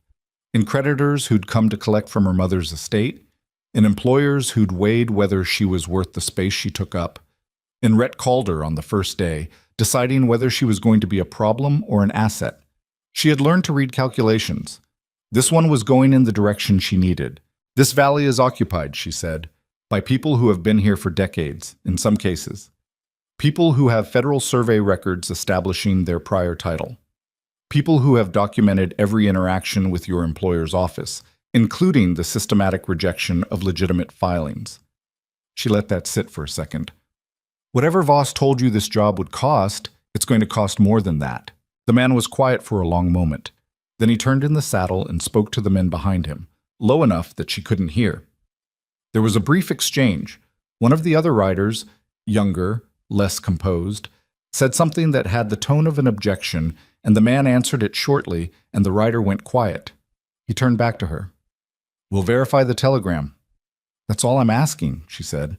He looked at her with an expression she recognized, the look of a professional who has encountered something he hadn't been briefed on and is deciding whether to be annoyed or impressed. "You organized this," he said. "Not a question."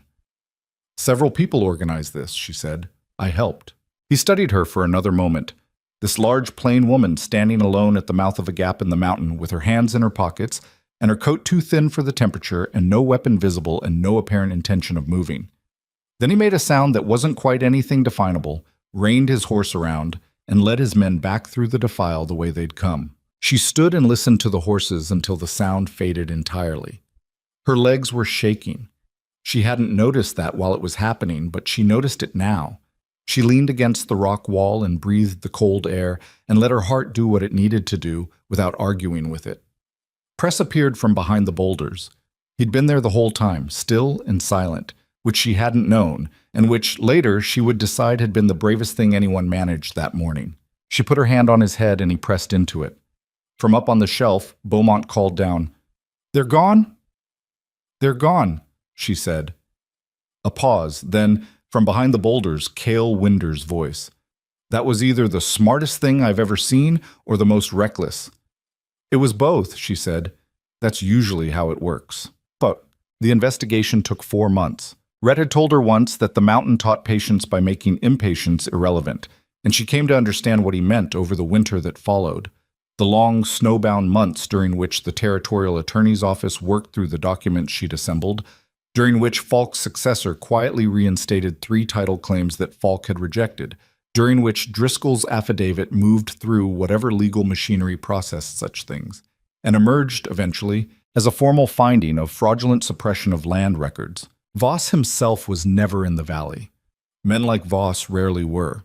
He operated from a distance through proxies and lawyers and men like Deering who could say with technical accuracy that they'd broken no specific law they could be identified with. The investigation caught enough of the machinery to dismantle it. Falk was charged. The syndicate's territorial filings were suspended. The two families who'd signed buyouts had their cases reviewed, but Voss himself retreated to wherever men with money retreated when their operations became inconvenient, and she was not naive enough to think that was justice in any complete sense. It was a contained loss for him, a significant loss for the valley. She decided to take what the situation could give and leave wanting the rest of it for another day. The Trent land was the hardest case. Tom and Anna had signed with Driscoll in good faith, and Driscoll had already sold to Voss before they bought, which created a tangle that took 3 separate hearings to resolve. She attended all 3, which meant 3 trips down the mountain in winter conditions, sitting in a room that smelled of pine tar and old paper while lawyers on both sides argued over the paperwork she'd assembled. The ruling came down in February. The Trent's occupancy, combined with Driscoll's affidavit and the federal survey record, established sufficient equitable claim to validate their title. Tom Trent sat in that room and put his face in his hands, and his wife put her arm around his shoulders, and neither of them said anything for a long time. Mabel looked out the window at the street and felt the particular satisfaction of a problem solved that had been genuinely hard to solve, which was different from the satisfaction of easy problems and better. Spring came late to the mountain and came all at once, the way it did at high elevation. 1 week of snow and the next week wildflowers pushing through the mud at the edge of the tree line, the creek running loud with melt, the elk coming back through the high meadows in the long evenings.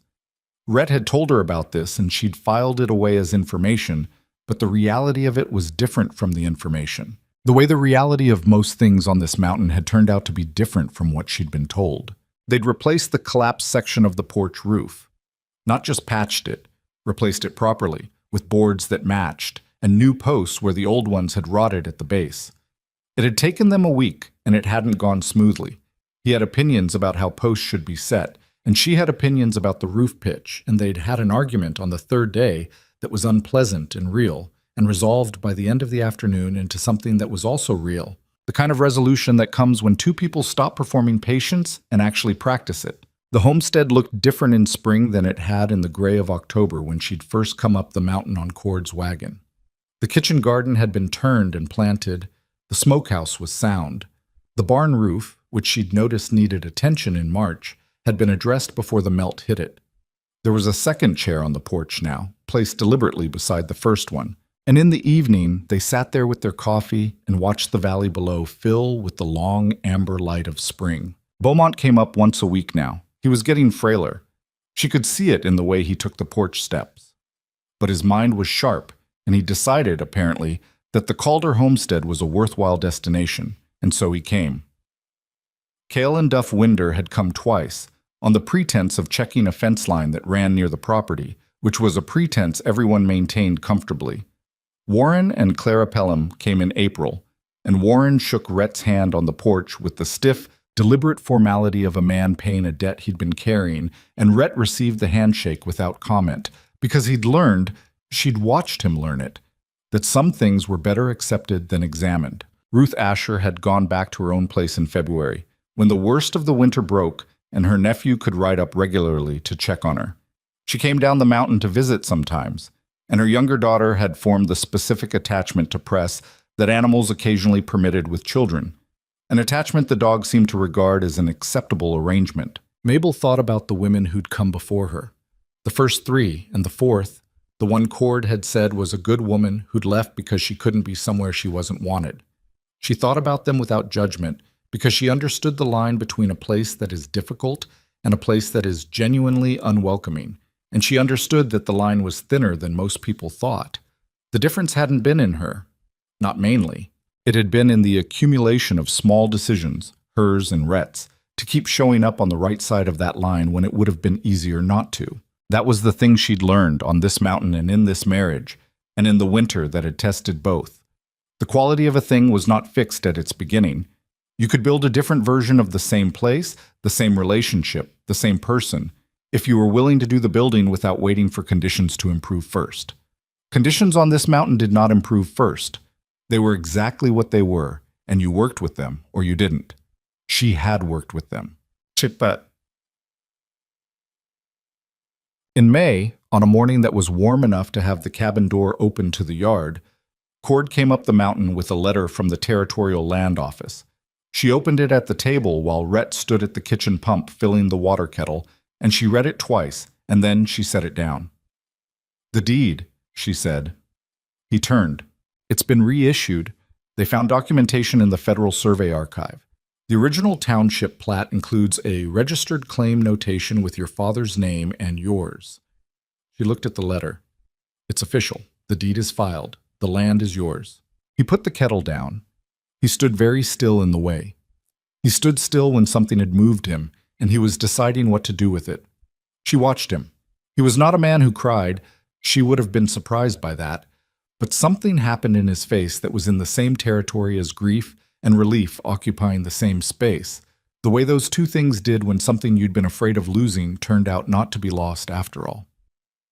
15 years, he said. "It was always yours," she said. "It just took a while for the paper to catch up." He picked up the letter and looked at it for a long moment. Then he set it in the tin box, which she'd kept on the shelf where she'd always kept it, because documents had a way of staying relevant, and she wasn't in the habit of discarding things that had mattered. "I want to build a second room," he said. She looked at him. "What?" "Off the east side of the cabin. The Asher girls need somewhere to sleep when they come up, and Beaumont's getting too old to ride back down the mountain some days." He looked out the open door at the yard, at the mountains beyond it, at the sky that was doing what May skies did at this elevation, that particular deep blue that seemed to start higher than other places' sky and go further.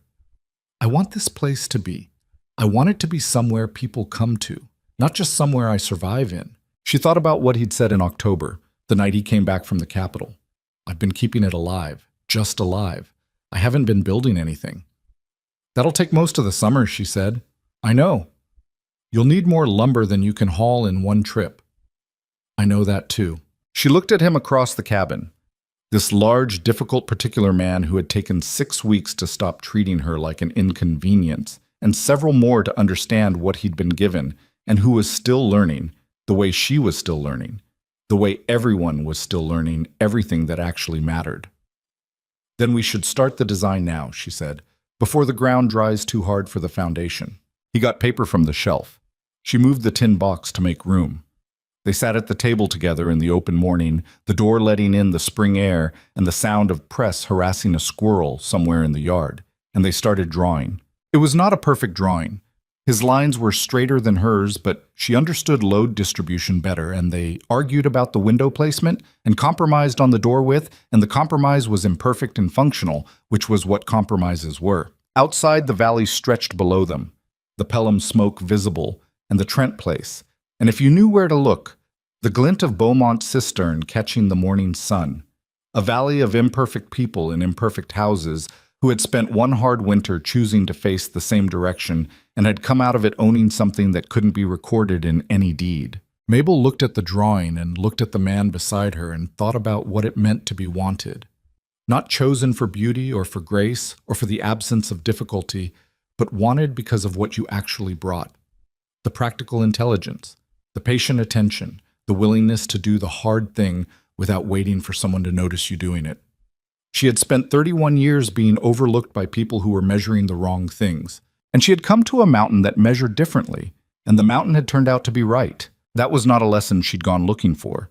It was one she'd earned by showing up and staying and working until the work showed what it was. The squirrel escaped.